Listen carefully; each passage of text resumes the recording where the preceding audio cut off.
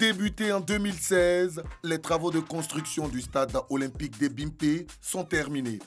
Avant la livraison de ce joyau architectural, le ministre des Sports était face à la presse concernant les dispositions pratiques de la cérémonie de l'inauguration, prévue ce samedi 3 octobre en présence du président de la République et de l'ambassadeur de Chine en Côte d'Ivoire. Nous avons tenu à tracer et à élargir les sillons tracés par Félix Houphouët-Boigny qui a pensé pour les générations futures qu'il fallait réserver des sites pour faire une cité olympique.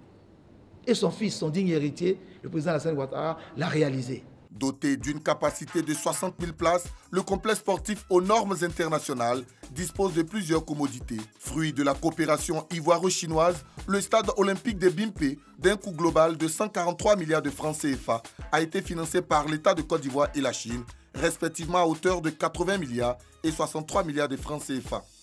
Et les acteurs majeurs du football seront également de la partie avec le derby ASEC Africa. Concernant le bicéphalisme à l'Africa Sport, le premier responsable du sport s'est voulu rassurant.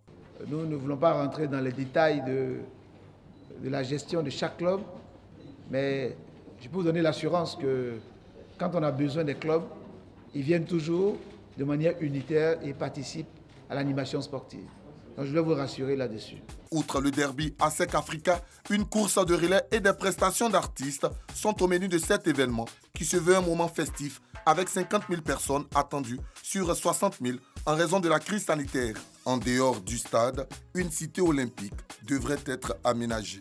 Et ce complexe sportif va abriter les cérémonies d'ouverture et de clôture de la CAN 2023 dont la Côte d'Ivoire est le pays hôte. Bien avant cette grand-messe du football, un vaste chantier de construction et de réhabilitation des infrastructures sportives est en cours et plusieurs autres stades à travers le pays verront le jour bientôt.